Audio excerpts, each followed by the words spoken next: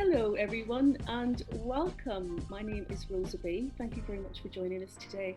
Now, normally this would be a Meet the Employer webinar, but we're actually going to meet the CEO and an executive careers coach today. This session is all about positive psychology, but it's not about just be positive and get on with it. We're actually going to hear some very interesting stories, and we're going to get some practical tips and strategies on how to help support you through your job search, or maybe you're in a job that you don't particularly like and you want to move into a new job. So, this is part of our Hive series. It's a 24/7 site. It's stacked full of information, articles, tools, co designed and produced by our fabulous career coaches, Tammy and Caroline. But before we get started, I just wanted to introduce you to Claire and Carolina, who are doing our BSL and our captions today. Ladies, thank you very much for joining us. We really do appreciate it. It's important to us that we make this webinar very accessible to you all. So it will be recorded for those who can't make it today. You will not be recorded, but Caroline and Jean and myself will be. So I just wanted to let you know that. The other things that I just wanted to say is that it's really important that the session is interactive. We are really interested in hearing your stories, your positive psychology stories, or maybe those horror stories. So I will be on the chat box and I want you to share those stories with me. It's going to take us up to about an hour. So roughly we're looking at about 40 minutes for the session, along with a 10 to 20 minute Q&A, but we're going to see how we go. Just a few other things. This session is also accessible in terms of the PowerPoint. So it's important that you give us some feedback and let us know if there's anything that we can improve. There will be a little survey at the very, very end. It's just 3 or 4 questions and we'd really appreciate your feedback. So before we get started, what I did want to do is I wanted to ask you all, how are you feeling? What's your mood right now? So on that scale of 1 to 10, if 10 was feeling brilliant, feeling great, feeling excited, pop it in the chat box. Maybe you're not feeling so great or so hot today and you're feeling a little bit flat or down. Maybe that's a 2, 3. Please put it in the chat box because we'd love to know and gauge, how you're feeling right now. And we might ask you towards the end of the seminar, of the webinar, if that's okay. So what we're going to do is, Toby, if you could bring up the slides. Okay, so what are we covering today? Well, we have Specialist Executive Coach Caroline Dove and Chief Executive of Evenbreak, the fabulous Jane Hatton, who's going to help share with us their stories. But we're also going to be talking to you about how to make positive psychology work. But they're going to be sharing their stories about how it's worked for them. We're going to learn how to transform challenges in your career, how to stay on that front foot when you've got the job, but also we're going to be talking about hearing their journey in building resilience and learning from their own experiences of disability. Next slide, Toby. So this session is really going to cover these 3 key things. Positive psychology strategies. These are practical, simple strategies that can be used when looking for a new job. We all know that job search can be really daunting and overwhelming, right? And it can often get very, very, very tough. So Caroline's going to share some very simple strategies on how to overcome that. We're also going to look at how good positive psychology habits can help us get work and thrive in a new role. We'll also look at a deep dive into the special world of positive psychology for disabled people. Toby, next slide. Okay, so according to positive psychology, happiness involves all of the following. Here's a little quiz for you. Having a high level of wealth, experiencing pleasure, being engaged in activity, or focusing on a meaningful activity. So, which one would you choose? Feel free to pop it into the chat box and let me know. Caroline, which one is it? Which of these 4 is it? Well, I was all over the place when I was starting out in my career and I had all sorts of ambitions. But I think the study of positive psychology has helped me learn that there are only 3 that are really going to help you in terms of happiness. And the one that doesn't is wealth. Money does not buy you happiness. So that was good to know, because I wasn't really loaded at the time. And the other things I could control more easily. Experiencing pleasure. What is it that gives pleasure? Being engaged and really passionate about something, and also really doing something that is meaningful and important. That's all of those together gave me a great deal of happiness. So you will have your own sort of view on this, but there's a lot of research done over in Harvard and other universities that will prove that point, I'm afraid. So you can toss the portion one corner and just focus on the meaningful side of things and what gives you pleasure. So Toby, could we go to the next slide, please? So I'd like to now just get into the nitty-gritty of how positive psychology works for disabled people. I actually do believe we are naturally masters of positive psychology, because we've learned to sort of transform difficult situations. And there are four really key areas for me that have helped me through my career. And I'm an old girl now. But I've learned that when the going gets tough, we're really good at getting mobilized. We're really creative, really great problem solving. And also what I've also learned is that we already have habits that help us to live with our disability. And so what is it that allows you to see perhaps another side of it, see how it has taught you something that you perhaps wouldn't have known without it? And then the other side for me with MS, so I was diagnosed with MS over 25 years ago, probably getting on for over 30 years ago. What it has taught me through that journey is that the moments of crisis, the moments of perhaps fear and a little bit of emotional pain, they're horrible at the time, but actually, I've actually bounced out of them for some reason. I don't know what it is, but I have discovered what my creativity is like, how I solve problems, where my skills are when it gets really tricky.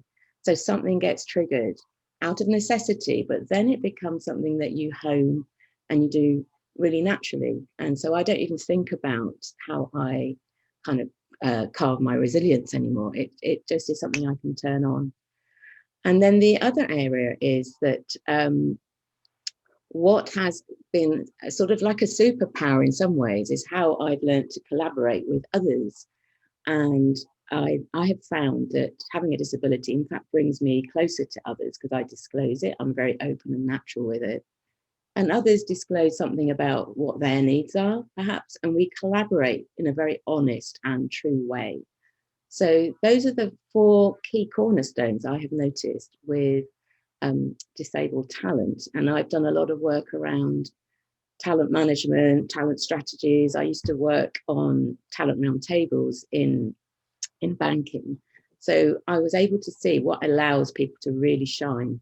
So those qualities, if you have them in you, are really worth celebrating and allowing yourself to do more of, and practice and rejoice in the fact that you can do it. So Toby, next slide, please. I'd like to know actually which of the following 10 qualities are the ones that you find most useful in your job search right now. They're a mixture there. They're not all positive psychology qualities, but I'd love to know which one is top for you guys in the room right now that will serve you well in your career search as you see it.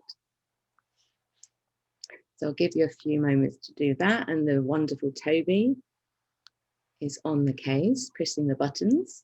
So, Caroline, this is which is the most useful to your job search now, right? Yeah. So, guys, here they are. Is it creativity? Is creativity being important to you? Being curious, going on that big adventure, learning how to connect with people, using your imagination, thinking outside the box. These are all creative skills, right? Experience. Do you feel that that's the most valuable or the most useful thing right now in your job search? Resilience. How important is resilience? For me, that is probably number one. Self awareness. Being aware of your job search. Is this the right job? Do I know what my values are? Do they align with the employers? Personal confidence, optimism, good network, having those connections and those networks and support systems to lean on. Have you ever needed to use that? Is that important for you? Discipline, being organized and keeping that focus 101. Certainly, Carlene, as an ADHDer, that's something that I need to get better at. Don't we all? Don't we all? And gratitude. This is a really So that one's about appreciating others, and actually that can be the oils of your professional life if you're able to connect with people and demonstrate gratitude for what they do. How is gratitude helpful in a job search? Well, you might be cultivating a network, you might be getting in touch with people for tips, for leads, or other people that you need to connect with so that you can be ready for the interview. So it's like mentors, being grateful to people that actually invest a little bit of time in you along the way. So showing that appreciation is really important because it can come back tenfold, isn't it? Yeah. Or it could just be being grateful for the fact you've managed to deliver a really good CV and you know it's great and you've done your best. Being grateful for the fact you've been able to do that. It really sort of speaks to being kind to yourself. You know, when we have that self-doubt and that self-speak where we can just like tear ourselves apart, we start to question ourselves in that job search because it is so overwhelming and so daunting, right? Why didn't we get that job? I should have done better with that interview question. You know, we can really, really self-doubt and that self-speak can go sort of somewhere else. Yeah. So that's really important. Yeah, so it's being grateful for what goes well. Yeah. Not just, yeah. Do we have results yet, Toby? And then hope, finally, is that kind of anticipation that good things are going to happen in the future. Right. Caroline, so here are the results. They are. Can you see them too, Rosa? Yeah. So I will. I'll read these out for you, if that's okay. Which is the most useful in your job search now? So we have got 15% are saying creativity. That's really interesting. That's quite a high number. Experience is at 8%, I believe. Wow, look at that. Resilience, 23%. That doesn't surprise me. Does that surprise you, Caroline? No. Yeah, we're singing on the same hymn sheet now. Yeah. We also have self-awareness, which is similar to experience at 8%. Personal confidence is up there with resilience. So having that sense of confidence in yourself and not having that self-doubter crop up. So that's at 23%. Optimism, no one's chosen that one, so that's interesting. We've then got good network is at 15%. Discipline, no one's chosen that one, or gratitude. So the key things here are resilience, personal confidence, creativity, good network, and experience. They seem to be the drivers. What's your thoughts on that, Caroline? So that's really, really interesting. And I think the one that will be most important to us might change from day to day, week to week. I think that, yeah, it's great to know that we have a lot of common ground on self-awareness and personal confidence and resilience. And I'll look at resilience in quite some depth. But I'd also actually like to share a little bit about optimism, because yes, you believe it's not a big deal right now, but I'd love to open your eyes perhaps to looking at where it could be something that's worth investing in, because when we neglect it, then that's where we're really screwed, isn't it? And we need to have reserves of optimism in the longer term. So, Toby, would you mind flicking to the next slide, please? Thank you. So what I'm proposing here is that we start with actually befriending ourselves. So this is about the self-awareness, isn't it? And people who thrive, this is everybody from Nelson Mandela, Paralympians, Socrates, all of those great philosophers have told us that wisdom actually begins if we know ourselves. and we take ownership of our own development. So those of you on this call probably are aware that you do need to be resourceful about your own development and take charge of it. That involves knowing and accepting yourself. And in many ways, that provides us with solid foundations, which will allow us to define and focus our goals, and also build confidence in choosing the right actions that are going to serve us, not ones that just perhaps someone has advised you because they think it's the best for you. You develop a skill in knowing what you need and what is going to serve you. So then related to that is knowing what ignites you and how you can best maintain that energy. You need to be of a frame of mind that you're not depleted and down and feeling a bit heavy about your job search. You need to be motivated and bright. And some days we just don't fancy it. So I think it's quite possible that there are days when we should just say, look, today's not a great day. I'm not going to focus on my job search because I want to really bring it on and do it properly and click everything into action. So in positive psychology, all of this knowing yourself, this being focused and building confidence is known as self-determination, or some people are calling that authenticity. That's the sort of term that's often used. So maybe go to the next slide, please. So this is where it would be really brilliant to hear about Jane's story and how she's awakened hope. Hi, Caroline. Hi there. I'll hand over to the lovely Rosa, who's going to interview you. Oh. So, Jean, welcome. Thank you for joining us today. My pleasure. You're CEO of Evenbreak. I have a couple of questions I really want to ask you, right? So, first of all, how did knowing yourself and your experience of disability turn into the very idea of Evenbreak? Can you share that journey with us, please? Yeah, I mean, I was in the field of diversity and inclusion long before I became disabled myself. And I would talk to employers about disability and also all of the other protected characteristics.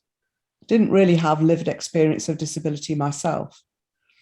And I became aware that there was an issue around disability, the disability employment gap, employers not really knowing how to attract disabled candidates, lots of employers not wanting to attract disabled candidates because they didn't know what we had to offer, candidates not knowing which employers were going to be good for them.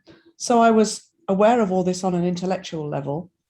And then I became one of the 83% of people who become disabled as adults. So at the age of 44, I had a spinal condition, which I thought would get better, and then eventually realized this was a permanent state of affairs after a few spinal surgeries and whatever. And I think, this whole business around disability then became very up close and personal. And it wasn't just a kind of academic, someone ought to do something about that. It was something that now personally affected me. And of everyone, I should have been the person who immediately bounced back, because I had been saying for years to employers, you should be employing disabled people because they bring so much with them. And yet, I think that all of us, whether we're disabled or non-disabled, take on board, we absorb the kind of negative stereotypes that there are out there about disability.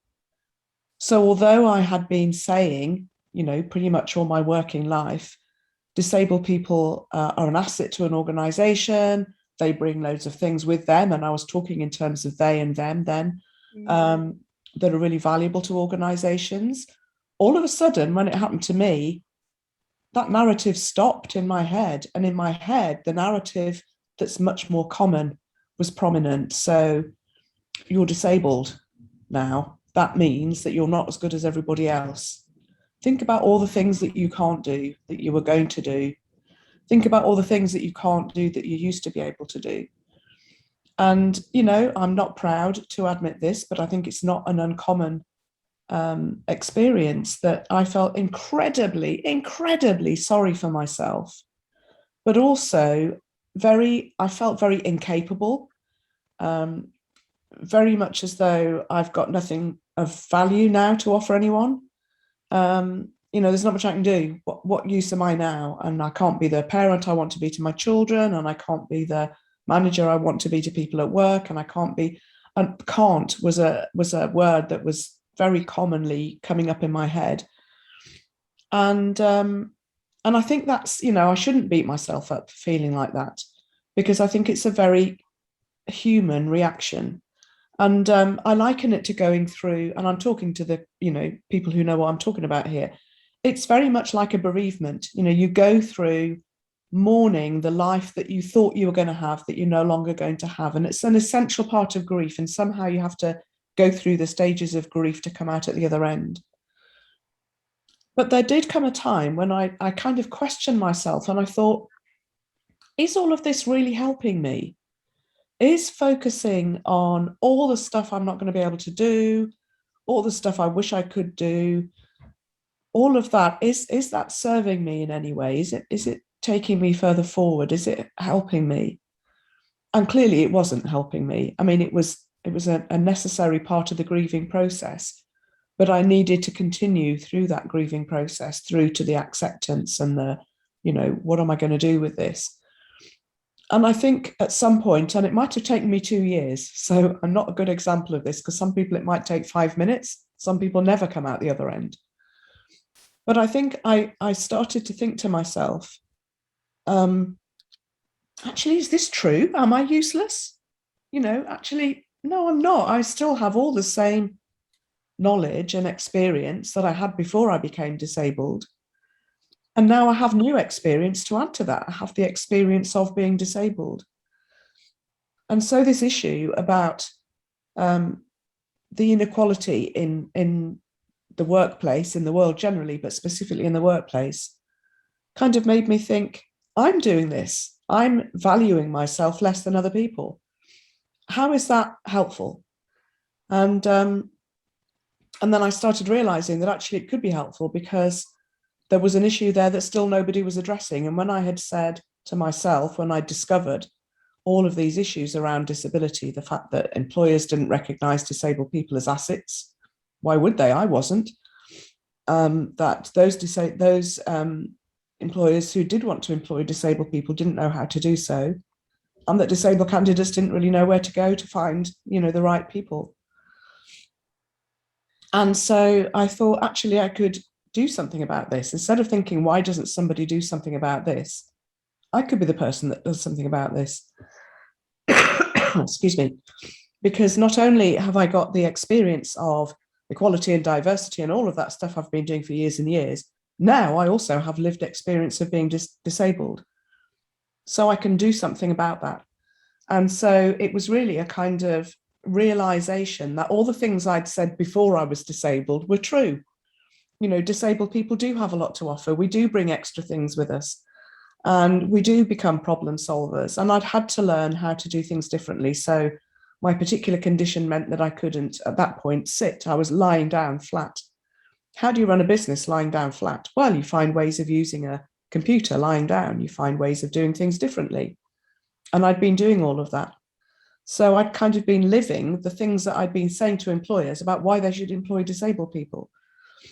And so I came up with the idea of, how do we connect talented disabled people with those employers who are enlightened enough to see us as talent? And the idea of the job board came up. Excuse me. And then very much recognizing that the biggest problem was the narrative around disability. And that was what I had succumbed to, the narrative about disability being around pity, around charity, about people who aren't very good. And actually knowing that narrative isn't helping anybody. It's not helping employers. It's not helping disabled people, certainly not helping talent in the workplace.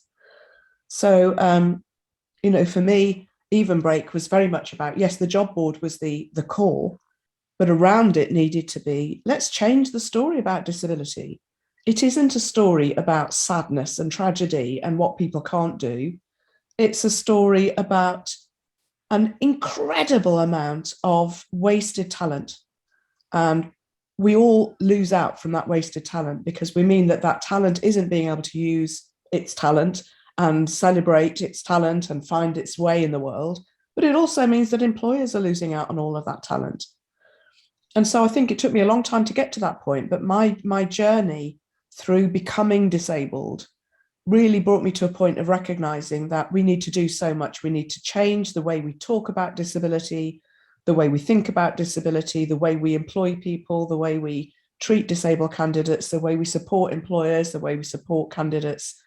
And so Evenbreak was born. That was a long answer to a short question, sorry. That certainly was. My goodness, was that packed with a lot of information, Jane. The thing that's standing out for me is it took you 2 years. Yeah. But interestingly, Jane was a phoenix rising from the ashes. Yeah. You're really soaring. Yeah. It's one. My skin's tingling hearing your story. It took me a long time, and I think it was almost worth the wait, because when I got there, you know, you talked about happiness earlier, Caroline, and I still have chronic and constant, relentless pain. But I would say I'm probably happier now than I've ever been in my life, including when I was not disabled. I feel comfortable in my own skin. I feel I'm doing something of value. I accept who I am. I have a great life. And I did once have a driver who said to me, because I had to be transported lying flat, "Jane, I'd rather be dead than be as disabled as you." He doesn't get it, does he? And he meant it really nicely. He was trying to show solidarity, show that he understood it was difficult. Yeah. And that was one of the moments that propelled me towards, how dare you? My life is fine, thank you very much. Yeah. I thought it was really interesting when you said earlier about, you know, once that moment had hit where you went, I'm disabled now, that means my world's falling apart, that sort of feeling. Was there a sense that you felt that you were wearing the stigma of others, of society, of employers? And how did you break through that, Jane? I think that was the whole thing. I think we're all indoctrinated with the stigma about being disabled, that, you know, we talk to pregnant women and, you know, do you want a girl? Or I don't mind as long as it's healthy. And that's a perfectly human thing to think, but it's as though becoming disabled is the worst possible thing that can happen to anybody. And it's a complete tragedy. And it does feel like that at the time. But actually, it isn't. It isn't a tragedy. It's a different way of living. It's a different way of doing things. It doesn't have to be worse. It can be better. And, you know, people in our team who say, Mohammed, I'm sure, wouldn't mind me quoting him, saying, "I'm glad I became blind, because I've done so much more with my life than I would have done if I'd not lost my sight." And I think it isn't a tragedy. It feels like it, but it isn't a tragedy. I think they are worried if it ever happened to them, they would never be able to deal with it. That's what is coming out when they say that. Absolutely. And because we've couched it as the worst thing that can happen to you, and it really, really isn't. No, I would totally agree with that, Jane.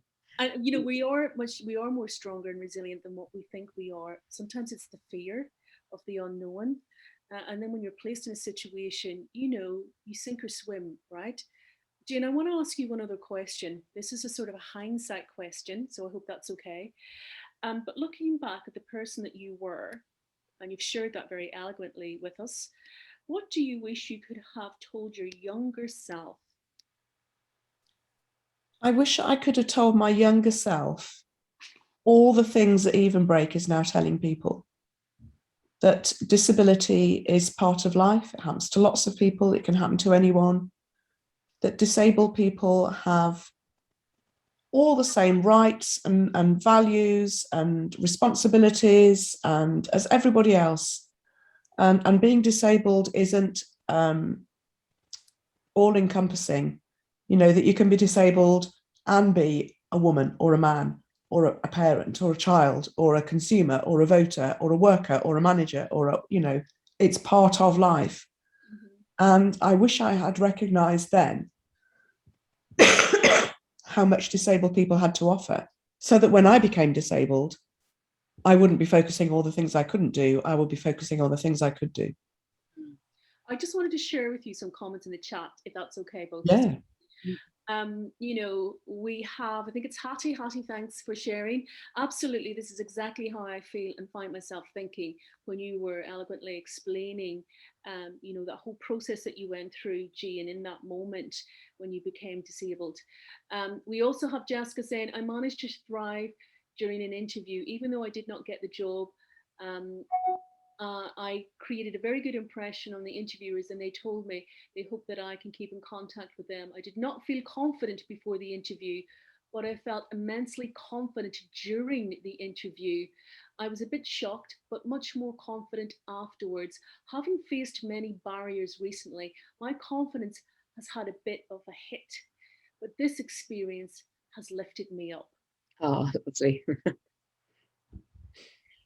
We also have another comment. For me, I find that it's been difficult to get a job due to the MH related absences as a social worker. Some local authorities have on adverts that they are disability friendly employers, but in reality, that has not been my experience. Does anyone want to talk to that quickly before we move on to your story, Caroline? Could I just jump in there? I think for me, this talks to what Evenbreak is all about, which is the social model of disability. So for Misumbi there, your mental health related absences have got no bearing on your ability to be a social worker. The barrier that you're facing is the fact that local authorities still see it as a stigma and still see it as a bad thing. So for me, it's about how do we change employers so that employers recognize that disabled people actually bring additional things rather than, additional beneficial things rather than problems. We're not the problem. Being disabled isn't the problem. The problem are the barriers that we face. Fantastic, thank you. I think we'll go on to the next slide. Jane, thank you so much for sharing your story. I know that you're going to be contributing throughout this. Caroline. Yeah. So my story was about really learning about optimism, probably right at the time I got my diagnosis when I was 25. And obviously at that age, you have all these hopes and dreams. And I got the crushing news I had a chronic health condition. And I was reading The Prophet by Khalil Gibran, and this quote really got me between the eyes. And that's where he's saying that the optimist sees the rose and not its thorns, and the pessimist stares at the thorns, oblivious to the rose. That's really poignant for me. And I thought, well, I'm going to have to really nail this because anything's going to happen. I was suddenly in a sea of uncertainty. And it was at a time when we had all these adverts about multiple sclerosis and people in wheelchairs. And I thought, life's a disaster now. What am I going to do? So I then became quite a student of optimism. And I was observing that in what makes people tick in a way where they're actually on the front foot more than on the back foot. And I was studying my family, my friends. So I found a way of being optimistic that I needed to. And I extracted my own, I guess, identical picture of how I needed to be and how I needed to be practical in what I do. So it's the being and the doing side of me, not just the doing, which I thought was screwed. And from all of that, I went a bit deep and I looked at all sorts of spiritual things. I was trying to find myself really. But I ended up discovering Buddhism. That was really helpful for me because I noticed how happy the Buddhists seemed to be. What was going on there? And in all of that, I learned to pivot the way my brain was thinking, to look at problems as solvable. And I developed some coping strategies to manage the problem. And, I have been incredibly creative. I have a very active and full life. And I agree with Jane. I'm happier now than I was probably in the rest of my life because I have learned so much about really what's important. And what makes me thrive is the quality of the relationships that I have. It's the little things, being out in nature and seeing the details, feeling the sun, looking at beauty. Those are all the things that make me feel great about life. And also, I know that if I've had a relapse, every now and then I have to take a lot of steroids. which actually are quite good. They make you feel like Superwoman, but you can't be doing that too often. I know that I can get out of most situations and be creative. And if I can't, I know who to ask for help. There is nothing wrong with that. And actually people love being useful. They love being consulted and having me share stuff with them. So I've learned to be less tough and strong at all costs, and more honest and comfortable in my own skin as well. And so that's all about adapting. Yeah, and it can often mean, showing your vulnerability or your fragility. Yeah, At yeah. You talked about there seemed to be a turning point for you here, Caroline, where you made a conscious decision, almost similar to Jane, that you could go one way or the other, and that you were going to just get focused and dig deep and make the change in self-care in all those areas in your life. Yeah, I guess I didn't have a choice. It was either do that or just flounder and go into a sea of depression and be a bit of a victim. And that wasn't in my nature. When I was pushed into a corner, that's the switch that went for me. I got a question to ask you. What do you advise someone who, we talk about that glass half full or half empty. We know it's not as simple as that. We know that our moods can fluctuate due to our health conditions, etc. But you did mention about some strategies, some very simple things that you put in place to help you. Can you share a little bit more about that? I mean, how do we manifest it, or what are the brain hacks we need to do? I know you're going to be taking us through a couple of slides. I think it's just making things as simple as possible and being ready to be flexible with your expectations of yourself. Health goes up and down. It's just part of life, if we say it's the cycle of life, isn't it? So just be patient with your health. You might be going through a bit of a phase, but you need to recover and do the self-care. So listen to what you need and just do it, I think, rather than try and override it. Same with Jane, wasn't it, with having to just get through the recovery in order to thrive. You have to go through those steps. There's no shame in it. And also, I would say, don't be a stranger. Sometimes we can be a bit too proud. I'll own it, I can be a bit too proud.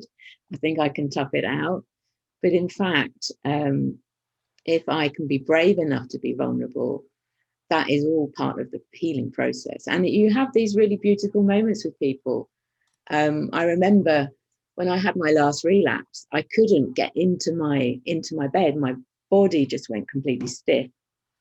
And so I've got a neighbor who's a carer. So I just rang him, and he came through my back door, and he just sort of flicked my leg up, and I was in bed asleep. But if he hadn't been asked, I could have been there for hours. So it's just a little tiny thing, and I would have just said, yeah, I can do it. And it's like, why really stress yourself? You don't need to. Okay, Caroline, thank you for sharing your story. I think you're going to take us through some let's see what else is in store. Keep me tight on the time, Rosa.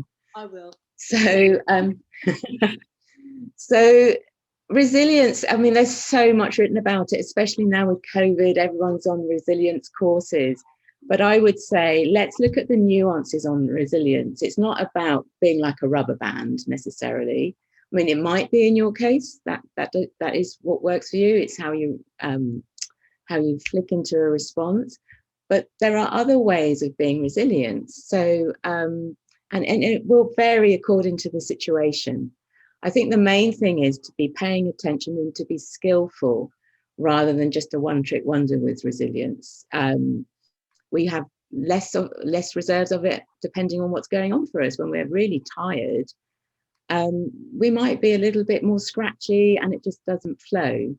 The way that you would normally respond in a very empowered and skillful way of communicating, it's just not going to happen. So give yourself a break and take some pause for thought. So there's a lady who's a bit of a resilience queen for me. She's my coaching supervisor, Carol Pemberton, and I'm going to be referring to some of her stuff.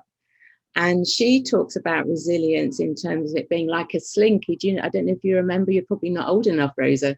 Those things from the 70s that you tip them and they would go down the stairs. They're sort of a coil, a metal coil. Caroline, I'm definitely not old enough. Look them up, look it up. It's really mesmerizing.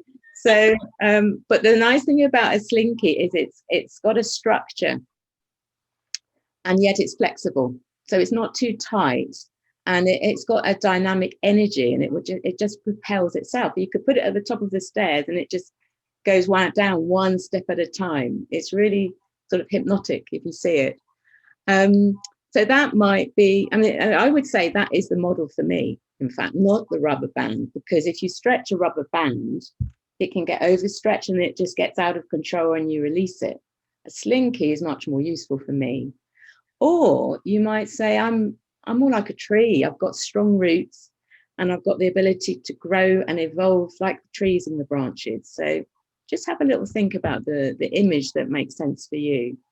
And really pay attention when your resilience is low and what support you might need.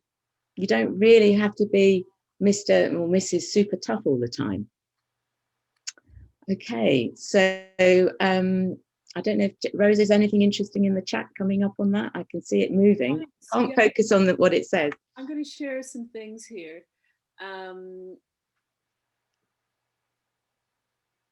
Okay, so people are saying some teachers are told to be resilient. However, being resilient in this context is interpreted as accepting and dealing with the unbearable regardless, and that's come from Jessica. Jessica, did you want to expand on that? Please feel free to share some more with us. We're getting lots of other responses to say thank you very much for sharing, Jean. It was really interesting to hear your story, that it's very, very insightful. So this seems to be resonating with quite a lot of people today, the power of sharing our stories in this collective space. Caroline, right. I'm going to let you continue. Yeah, let's look at the next slide, please, Toby. So we've got the facets of resilience that Carol has researched, and what's really nice is that there's a whole collection of different elements, and the ones that she's picked out that I find are really interesting are self-belief, of course, but elasticity. There's that idea of being adaptable and having that stretch. I think also we've got proactivity on here. That stands out for me. So it's taking action rather than just simply relying on your hope that the situation's going to get better. That's a much wiser way of thinking about, am I being resilient here? Managing emotions. There's quite some evidence that resilient people are better able at managing their emotions and retaining perspective and flexibility. And then, so this realistic positivity, I think that's really important. And we've been sort of hinting at it, haven't we? It's not enough to just be positive. It's about reality striking, given the situation that we have to deal with, and using our strengths in a way that applies to the context that we've got to deal with. So there is, in fact, a quiz that is, we've referenced it at the end. You can do a quiz to see how your resilience is doing and what the characteristics of your own way of being resilient are. It's really quite interesting. Caroline, I'm just going to put that into the chat box now if people want to take a look. Excellent, at that. Thank you. Is that from Carol? Yeah, it's on Carol's website. That's the link. And there's a lot of interesting stuff on the website, and I've pulled some of it out because it relates to the job search. Yeah, I've also just posted that lovely link on job search as well, and resilience. That's on the back of the resources. Just wanted to share with you quickly. Charles joined us, and Charles talks about resilience. He says, resilience in my books is not about how you endure, but how you rest. Now, this is really interesting. Excellent. It's a great point.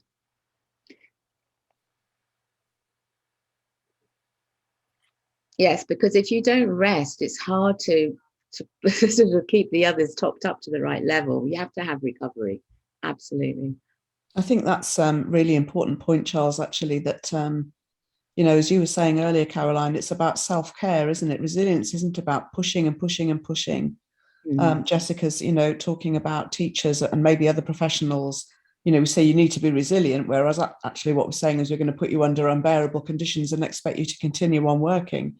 For me, resilience is about allowing yourself to have what you need in order to continue pushing, so that there are times when you rest. So you stop pushing, you eat properly, you exercise if that's something you can do. You can take your walks outside in nature that you were talking about, Caroline. And for me, resilience is about doing all of those things that look after you. So putting somebody in an impossible situation, expecting them to be resilient, is never going to work.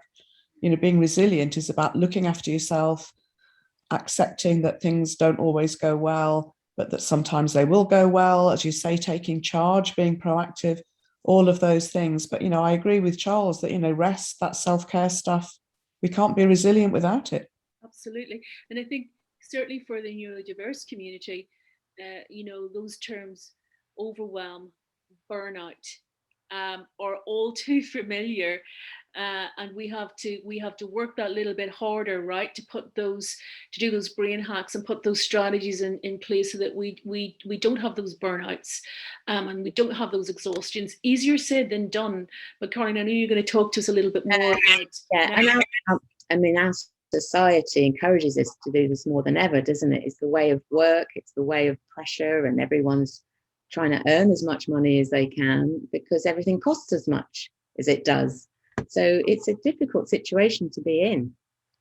So now let's look at the next slide, please, Toby. And Caroline, just on that, we've got about 12, 13 minutes left, okay? Keep on point. Okay, then.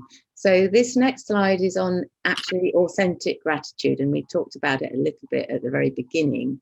And I would say having gratitude, not only for yourself, which is really important, all that you achieve, just take a stop, take a breath, and pay attention to what you've actually done against all the odds, and give yourself a bit of a pat on the back. Sometimes if you don't do it, no one else will occasionally. And then also think about the key relationships that you have. They are so precious, and it's what is a good investment in your positive state of mind. But also your network is something that can actually give you leads for your job search, or reassurance or support. So I think we are better when we recognize the power of others.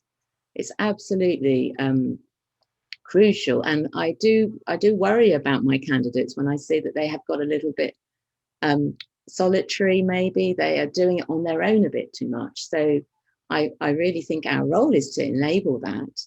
But also I think we should be reaching out and being part of a community. So, and also there is quite a bit of evidence that the people that are actually able to demonstrate gratitude as a way of life are investing in their overall well-being. So there is evidence that it's good for your health to be somebody that is showing gratitude on a regular basis. Enough said, perhaps. Toby, can we go to the next slide? So let's do a really quick poll and see, in terms of now, we've had a look at some more elements of positive psychology. Which is the element that's going to help you most in your career search? Optimism, hope, resilience, or gratitude?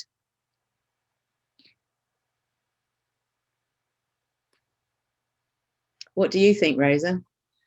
Oh, okay. So this is very difficult to decide. I think depending on where I am on my job search or non-job search even, I might want to come in and out of any one of these four. Yeah. There may be times where I'm feeling despair, and so hope is really important. You know, reaching out to a really good friend. Resilience, I think, is something that it's a consistent thing. Very difficult to maintain it, especially if maybe you've just been rejected from a job, or the starting off on your job search and having to make those applications, which are just overwhelming and they're clunky, and employers aren't making it very easy for us to put in a simple application, you know. sometimes reaching out to others, going to career coaches, speaking to others who are going through similar experiences is really important, because it can give you that little bit of uplift. I'm wondering if these are like the 4 cornerstones you have to have. That's well, looking at this, I'm thinking I can't choose one over the other. I would like to have all 4. Toby, what's the results? What's everyone saying? Let's see what everyone says. There we go. So interesting. Right. So we've got optimism at 22%, hope at 33%, and a tie with resilience at 33%, and gratitude at 11%. That's really fascinating, isn't it? So they've got quite healthy scores, all of them, haven't they? I mean, I'd be keen to hear other people's stories in the chat. Can you share with us your stories of hope and resilience? I'm just wondering if we have time, Rosa. That's okay, because they can put it into the chat. Okay, all right. If you don't mind, I'll carry on. Yeah. Let's move to the next slide, Toby. Okay, so if you look at the link to Carol Pemberton's website, you'll see there's some great resource and some guiding sort of suggested answers here. And so if we think about how the age can be achieved through positive psychology in interviews, it's really interesting if we sort of have a look at a typical question, which might well be these days, what have you learned about how you work under pressure? This is an obvious question, isn't it? So if we move to the next slide, there's a sort of a method that is suggested here to help you think through how to really show the juice of all that you can do for this type of question. So first step is to just think through the scenarios that really would describe you as a whole person, not just about, sorry, what we've done is we've gone straight to the next section. So I've gone through to the one that is actually asking you to tell the interviewer about a time when you had your resilience tested. So so if we were looking at that particular question, you would think through some of the scenarios where resilience has been tested for you in your life. And here we've got some examples that you might want to refer to that are not necessarily about disability and health. They could be about the time when you failed to get your results that you wanted at university, or your parents got divorced, or someone close to you died. These experiences in life can tell you a lot about how you responded in a resilient way. If we go to the next slide, the next stage then is to link that through to what the immediate impact was on you. So in this case, if you talked about not getting the results that you wanted in university, the impact on you that you might talk about in the interview is that I had a loss of confidence, and I really was completely cut adrift because I was expecting something totally different. But the flourish that you make next is about what you did as a result. So it might be as a result you started talking to people, or you signed up for things and you showed that you used your creativity. So there's like a 4-step process here for actually expressing your response in a resilient way in an interview. So I hope that type of framework is useful for you when you sort of take a step back and do your own interview planning. And if you look on Carol's website, there's much more detail on that type of thing there for you. If we go to the next slide,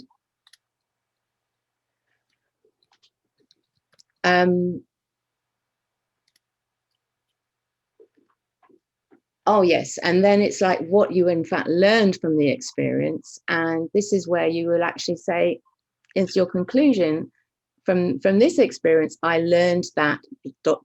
So these are just some suggested model answers that you might want to consider. It's always good to have something like this up your sleeve, because I think the resilience question, the dealing under pressure question, you can plan for. Anything to add, Rosa? No, Caroline, I'm just conscious of time. Yeah, let's move to the next slide. 5 to 6 minutes left. We are skipping through it a bit quickly now. So in terms of when you're in the job and what is going to allow you to thrive and do well, not just in the first month, but 6 months, 1 year, 2, 3 years into the job, these are the things I've noticed about top talent. And these are things that we are absolutely able to do because they're in our gift. So the things to be conscious of is that you are able to partner with others and you look to collaborate on solutions. This is what talent does.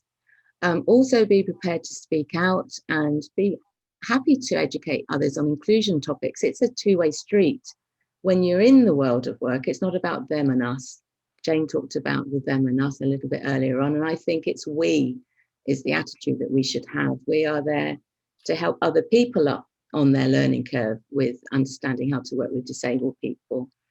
I think also getting ready to be having a voice and being a leader as a valued member of a team.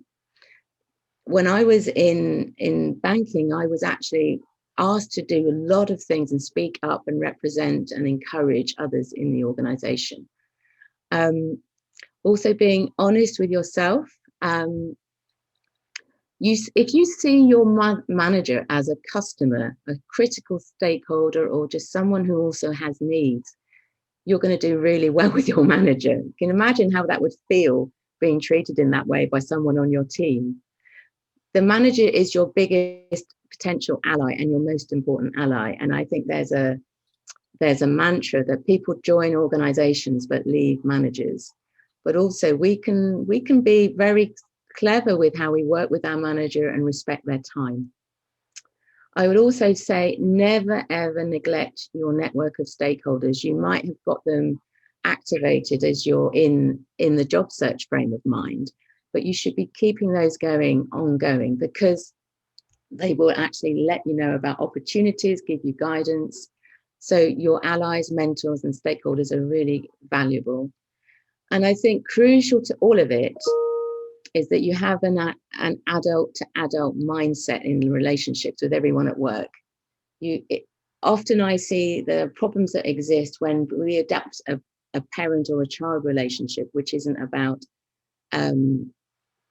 speaking to people on an equal level, on a logical and professional basis. So the parent-child relationship is a problem I've noticed with a lot of people when we discuss them in talent roundtables. It's like, what's wrong with this person? Why aren't they collaborating? Why aren't they getting on with the other people in the team? It's often because of parent-child issues.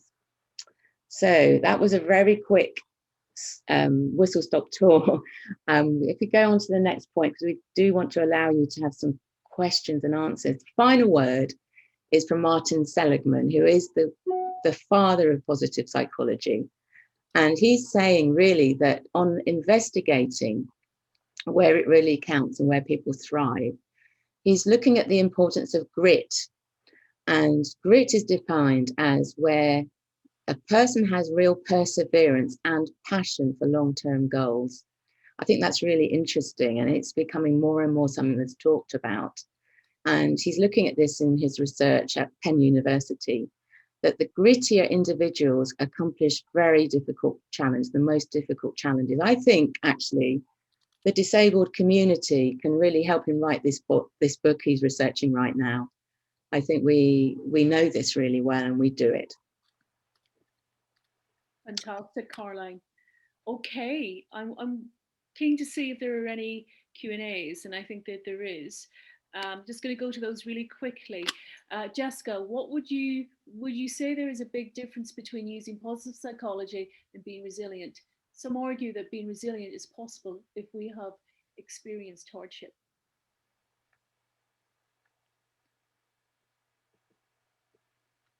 Caroline? Oh, sorry. Yeah, being resilient is positive.